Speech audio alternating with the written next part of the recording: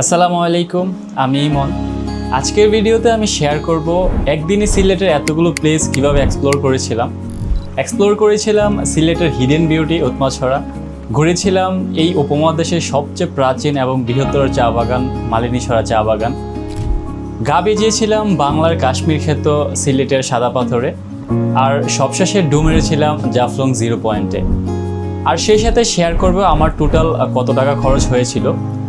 Specially যারা সিলেটের day ট্যুরে প্ল্যান করতেছেন, ভিডিওটি তাদের জন্য রিকমেন্ডেবল। আর ভিডিওর শেষে আমি আমার টোটাল খরচের তালিকা শেয়ার করে দিব, আপনারা চাইলে দেখে নিতে পারেন। সো দেখার আমন্ত্রণ জানিয়ে শুরু করছি।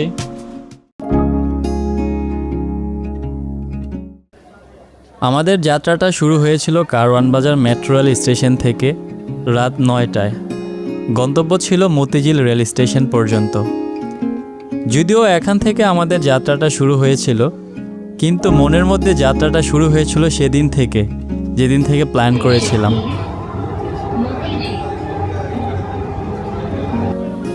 এই তো মিনিট 20 মধ্যে আমরা মতিঝিল মেট্রো রেল স্টেশনে চলে আসি। এখন আমাদের গন্তব্য কমলাপুর রেল স্টেশনে, তাই মতিঝিল থেকে রিক্সা নিয়ে কমলাপুর রেল স্টেশনে চলে আসি। সময় লেগেছিল 20 মিনিটের মতো, আর ভাড়া পড়েছিল 60 টাকা।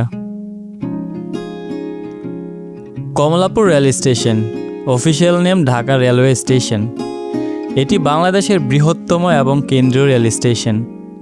এটি দেশের ব্যস্ততম রেল টার্মিনাল, সেই সাথে ঢাকার প্রধান সংযোগস্থল হিসেবে বিবেচিত হয়। সিলেট যাওয়ার জন্য রোমাঞ্চ নিয়ে পৌঁছে গেলাম কমলাপুর রেল স্টেশনে। ঘড়ির কাঁটা আর ট্রেনের হুইসেল সব মিলিয়ে এক অদ্ভুত ব্যস্ততা। এই তো আলহামদুলিল্লাহ আমরা কমলাপুর রেল স্টেশনে পৌঁছাইলাম। তো আজকে আমাদের গন্তব্যস্থল হচ্ছে সিলেট, আর আমরা সিলেট যাচ্ছি হচ্ছে উপবন এক্সপ্রেসে। তো আমাদের ট্রেন ছাড়ার কথা ছিল রাত 10টায়, অলমোস্ট 10টা পার হয়ে গিয়েছে। তো দেখি আজকে ট্রেন কয়টা বাজে ছাড়ে।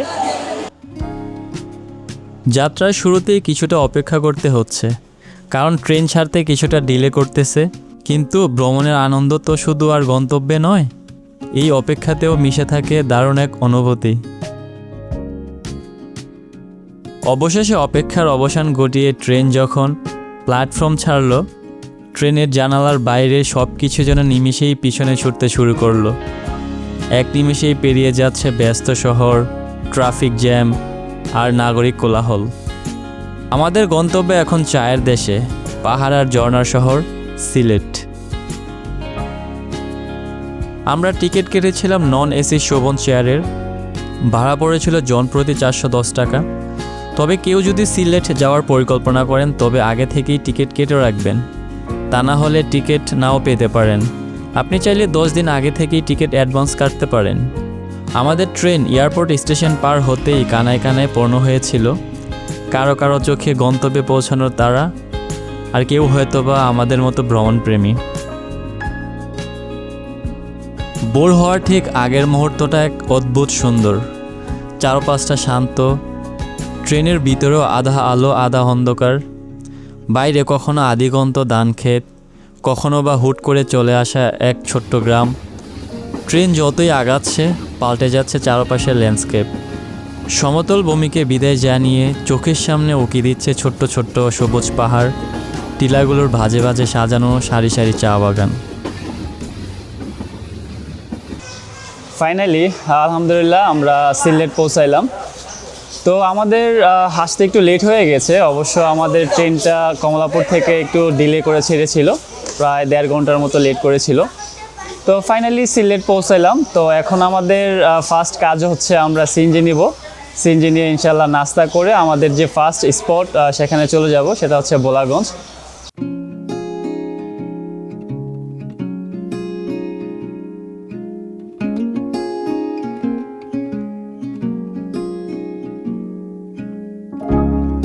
স্টেশন থেকে বের হওয়ার পরই আপনারা সিএনজি পেয়ে যাবেন। বলতে গেলে এখানে ছোটোখাটো একটা সিএনজি স্টেশনই আছে। এখান থেকে আপনারা আপনাদের মতো দামাদামি করে সিএনজি ভাড়া নিতে পারবেন। আর তাছাড়া কেউ যদি বাসে করে ভোলাগঞ্জ সাদা পাথর যেতে চান, এই সিএনজি স্টেশনের পাশেই বাস স্টেশন আছে। সেগুলো নির্দিষ্ট সময় পরপর সাদা পাথরের উদ্দেশ্যে ছেড়ে যায়। আপনারা চাইলে সেখান থেকে বাসেও যেতে পারেন। আমরা আলহামদুলিল্লাহ এই সিএনজিটা নিয়েছি। আমরা সারাদিনের জন্য নিয়েছি, আমাদের প্রাইস পড়েছে 3000 টাকা। অবশ্য আমরা ঢাকা থাকতেই এটাকে মানে ফোনে কথা বলে আসছিলাম, আর ওনার নাম্বারটা আমার কাছে ছিল, আমি ফোনে কথা বলে আসছিলাম আমাদের আজকে যে স্পটগুলো আছে। তো ইনশাল্লাহ এই সিএনজিটা দিয়ে কাভার করব। তো চলুন স্পটগুলো কাভার করতে করতে ইনশাল্লাহ সব কিছু বলবো। এখন আমাদের প্রথম কাজ হচ্ছে নাস্তাটা সেরে ফেলা, তাই পানশির দিকে যাচ্ছি। আর হ্যাঁ, আপনারা যদি কেউ এই সিএনজিটা রিজার্ভ নিতে চান, ওনার নাম্বার আমার ডেসক্রিপশন বক্সে দেওয়া থাকবে, আপনারা চাইলে যোগাযোগ করে আসতে পারেন। ওনার সার্ভিস খুবই ভালো ছিল, উনি প্রতিটা প্লেস খুব ভালোভাবে আমাদেরকে ঘুরিয়েছেন। রেল স্টেশন থেকে সিএনজি করে পানশিতে আসতে আমাদের সময় লেগেছিল 5 মিনিটের মতো। তারপর আমরা ফ্রেশ হয়ে ঝটপট অর্ডার করে দেই। আমরা নিয়েছিলাম বিফ বিরিয়ানি, জন প্রতি দাম পড়েছিল 250 টাকা। টেস্ট খুব ভালো ছিল। এই তো আমাদের সকালের নাস্তা কমপ্লিট। এখন ইনশাল্লাহ আমরা যাব হচ্ছে ভোলাগঞ্জ সাদা পাথর। তো ভোলাগঞ্জ যাওয়ার সময় রাস্তায় একটা চা বাগান পড়বে, তো আমাদের ইচ্ছা আছে ওই চা বাগানটাও এক্সপ্লোর করে যাব, কারণ যেহেতু ডে ট্যুরে আসছি, পরে হয়তো আর টাইমে কাভার করতে পারবো না। তো আমাদের কথা হচ্ছে যাওয়ার পথে যে স্পটগুলো পাবো সেগুলো কাভার করার জন্য আর কি। সিলেটের মূল শহরটাকে পিছনে ফেলে আমাদের সিএনজি এখন ছুটছে বিমানবন্দর সড়কের দিকে। গন্তব্য এই উপমহাদেশের সবচেয়ে প্রাচীন এবং বৃহত্তর চা বাগান মালিনীছড়া চা বাগান।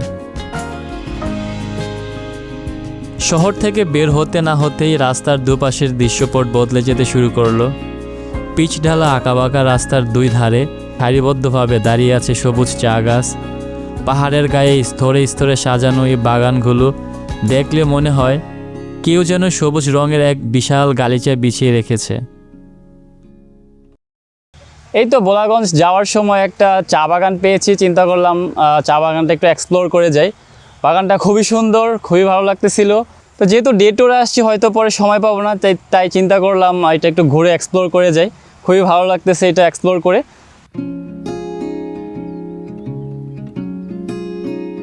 এই উপমহাদেশের সবচেয়ে প্রাচীন এবং অন্যতম বৃহত্তম চা বাগান। 1849 সালে লর্ড হার্টসন প্রায় 1500 একর জমির ওপরে এই বাগানটি প্রতিষ্ঠিত করে। চারদিকে উঁচু উঁচু টিলা, আর তার গায়ে পরম মমতায় লেগে থাকা সবুজ চা পাতা। এখানে প্রবেশ করতে তেমন কোনো প্রবেশ ফি লাগে না, তবে বাগানের রক্ষণাবেক্ষণের দায়িত্বে যে আছে তাকে কিছু চা নাস্তার টাকা দিতে হয়। মালিনীছড়ার স্নিগ্ধতা কাটিয়ে আমরা এখন এগোচ্ছি ভোলাগঞ্জের পথে। দূরত্ব প্রায় 35 কিলোমিটার, যেতে সময় লাগবে আনুমানিক 1 থেকে 1.5 ঘন্টার মতো। দুই পাশে বিস্তৃত সবুজের সমারোহ, আর সামনে দিগন্ত জুড়ে মেঘালয়ের নীল পাহাড়ের হাতছানি। আমাদের সিএনজি ড্রাইভার মামা আমাদেরকে পরামর্শ দিল, প্রথমে আমরা উৎমাছড়া এক্সপ্লোর করে সাদা পাথরে এসে ধলাই নদীর স্বচ্ছ পানিতে গোসল করলে ভালো হবে। আমরাও সেভাবে রাজি হয়ে গেলাম, তাই আমরা প্রথমে চলে যাচ্ছি উৎমাছড়া। এখান থেকে ডান দিকের রাস্তা চলে যাচ্ছে উৎমাছড়া, আর সোজা চলে গেলে সাদা পাথর। সাদা পাথর থেকে উৎমাছড়া যেতে প্রায় 1.5 ঘন্টার মতো সময় লাগবে। দূরের ওই সুউচ্চ পাহাড়গুলোর সাথেই সাদা পাথর। আমাদের সিএনজি এখন ধুলো উড়িয়ে এগিয়ে যাচ্ছে একদম সীমানা ঘেঁষে। আপনি উৎমাছড়া দুইভাবে যেতে পারেন। প্রথমটা হচ্ছে সাদা পাথর থেকে সিএনজি দিয়ে সরাসরি উৎমাছড়া। দ্বিতীয় উপায় হচ্ছে সাদা পাথর থেকে ট্রলারে করে আপনাকে প্রথমে দয়ার বাজার আসতে হবে, এখান থেকে সিএনজি করে উৎমাছড়া যেতে পারবেন। এই যে এখন যে বাজারটা দেখছেন, এটাই হচ্ছে দয়ার বাজার। সাদা পাথর থেকে উৎমাছড়া যাওয়ার রাস্তাটা খুবই জঘন্য। দয়ার বাজার থেকে কিছুক্ষণ সিএনজি চালানোর পরেই পেয়ে যাবেন শান্তির বাজার, আর এই হলো শান্তির বাজার। সবচেয়ে রোমাঞ্চকর অনুভূতি হলো আমরা এখন যে রাস্তাটি দিয়ে যাচ্ছি সেটিকে বলা হয়ে থাকে বাংলাদেশের শেষ গ্রাম। এই গ্রামের সীমানা শেষ হলেই ভারতের মেঘালয়ের পাহাড়ের বিশাল প্রাচীর।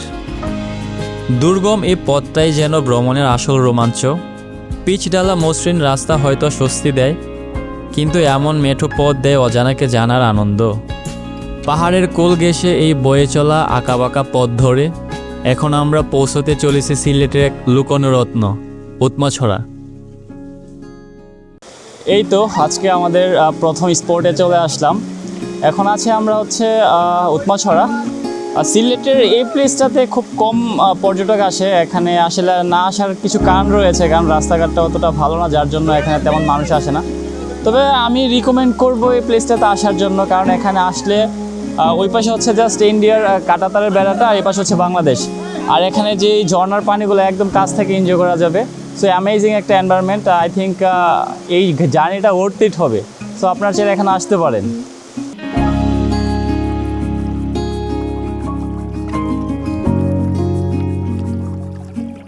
চোখের সামনে যখন পাহাড়ের এই বিশালতা আর স্বচ্ছ নীল জল উকি দিল, তখন যাত্রাপথের সব ক্লান্তি এক নিমিষেই জলছবি হয়ে গেল। পাহাড়ের বুক চিরে বয়ে আসা এই শীতল জল যখন পাথরের ওপর দিয়ে কলকল শব্দে বয়ে যায়, তখন মনে হয় প্রকৃতি নিজের হাতে এখানে এক সুরের মেলা বসিয়েছে। চারদিকে ছড়িয়ে ছিটিয়ে থাকা অগণিত পাথর, আর ওপারে মেঘালয়ের আকাশছোঁয়া সবুজ পাহাড়, সব মিলিয়ে এ যেন এক অপার্থিব সৌন্দর্য।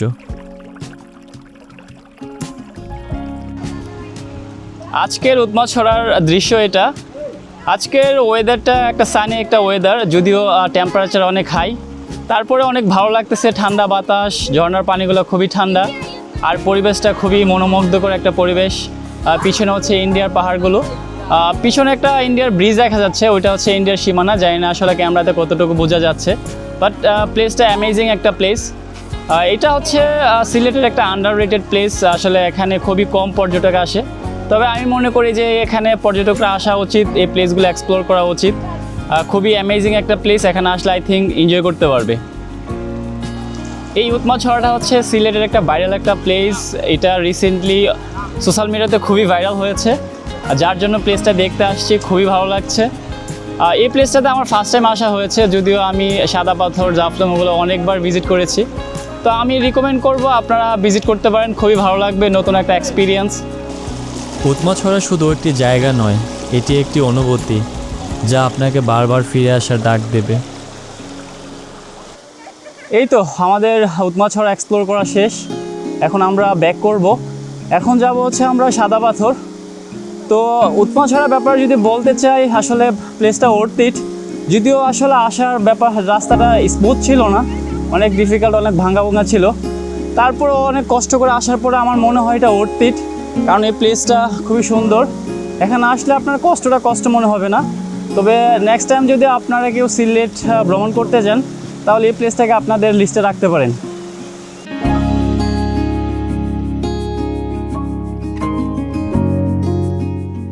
উৎমাছড়ার মায়া কাটিয়ে এবার আমরা ফিরছি ভোলাগঞ্জ সাদা পাথরের দিকে।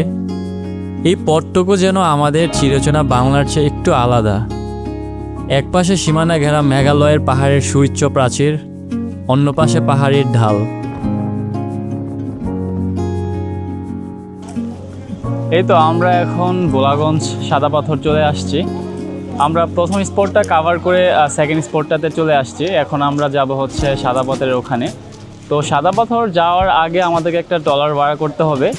ট্রলারের ভাড়াটা ফিক্সড, এটা 800 টাকা ভাড়া। এটা হচ্ছে আপনার 4 জনের জন্য 800 টাকা, 8 জনের জন্য 800 টাকা। যদি 8 জনের গ্রুপ মেম্বার থাকে তাহলে বেটার হয়, কারণ সেক্ষেত্রে ভাড়াটা জনপ্রতি কমে যায়। তো যেহেতু আমরা 4 জন, আমাদেরকে এখন 4 জনকেই 800 টাকা দিয়ে ভাড়া করতে হবে। তো চলুন সামনে যাই, আপনাদেরকে ভিউগুলো দেখাবো।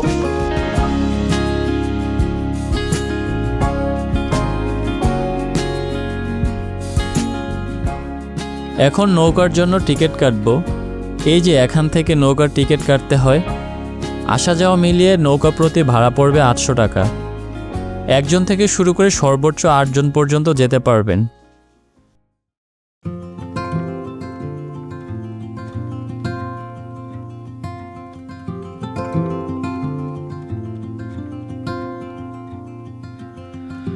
Close to violet on a Sunday,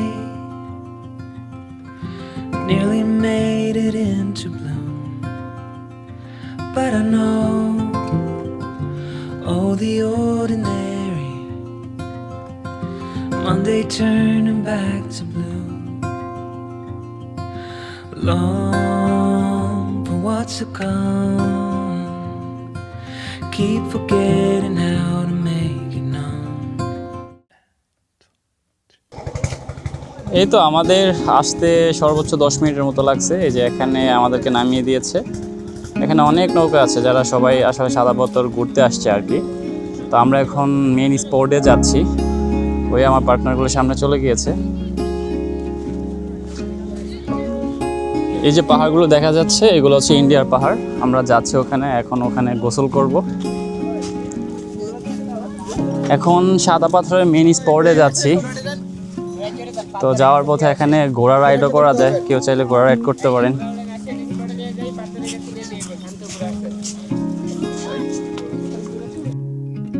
নৌকা থেকে নামার পর মেইন স্পটে যেতে 10 মিনিটের মতো লেগেছিল। আর যাওয়ার সময় দুই পাশে বিভিন্ন ধরনের দোকান দেখতে পাবেন। এখন আমরা আছি সাদা পাথর, ভোলাগঞ্জ সাদা পাথর। আজকের ওয়েদার, সানি ওয়েদার, এত টেম্পারেচার, এত হাই, এত গরম, এত তাপ, আসলে বলে বোঝানো যাবে না। খুবই গরম, তার মধ্যে চারদিকে পাথর, পাথর থেকে তাপ উঠতেছে, খুবই গরম। তো এখন আসছি আমরা এখানে।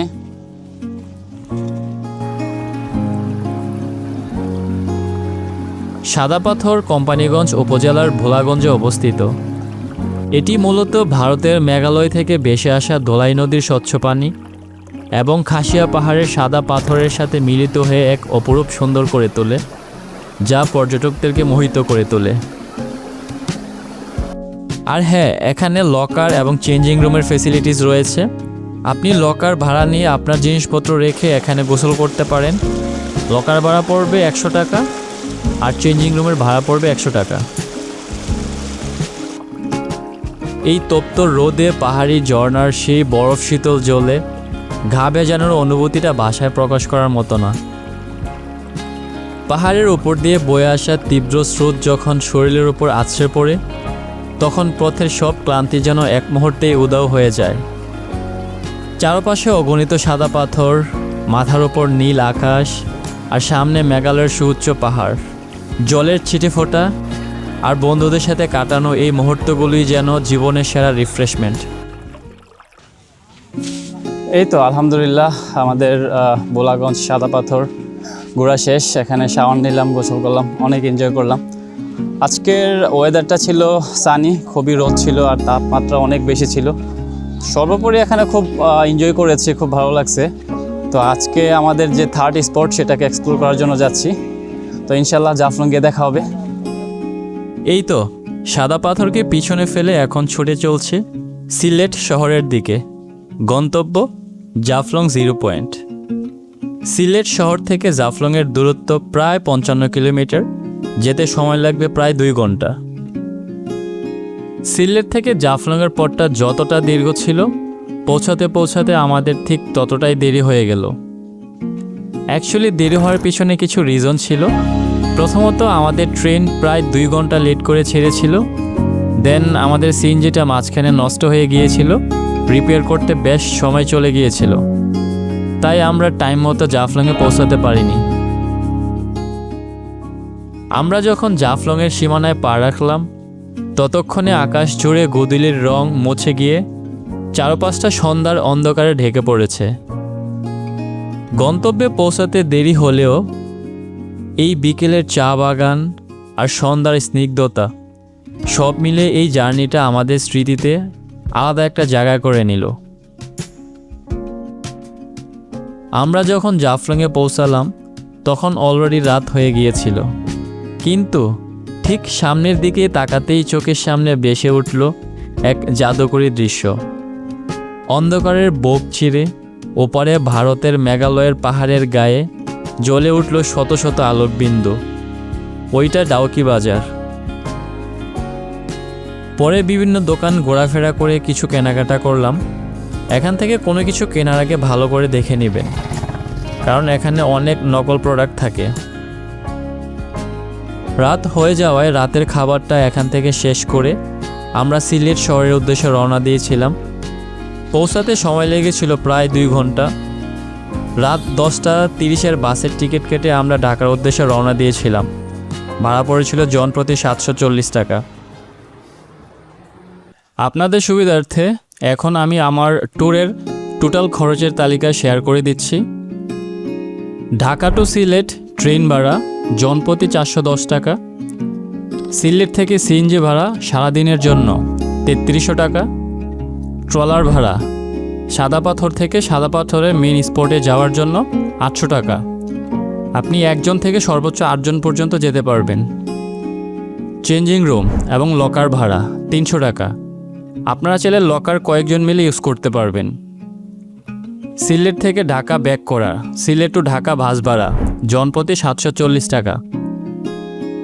এখানে মোট খরচ হয়েছে 5550 টাকা।